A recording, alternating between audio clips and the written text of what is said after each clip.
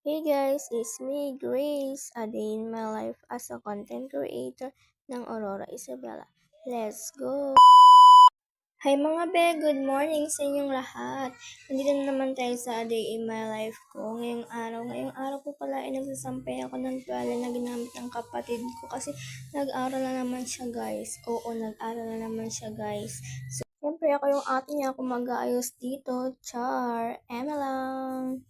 Ito na naman tayo mga bes sa Get Ready With Me natin. At hindi naman talaga kayo magsasawa sa Get Ready With Me natin. Araw-araw natin gagawin yan. Siyempre, araw-araw natin tayo mag-vlog mga be.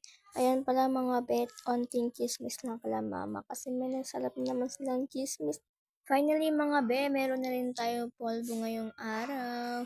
Kasi ngayong araw ay dumating na yung polvo ko. Char! At dahil nagugutom ako mga be, is bumili ako ng itlog. Mga be, maambon ngayon araw sa labas. Uulan na nga mga be.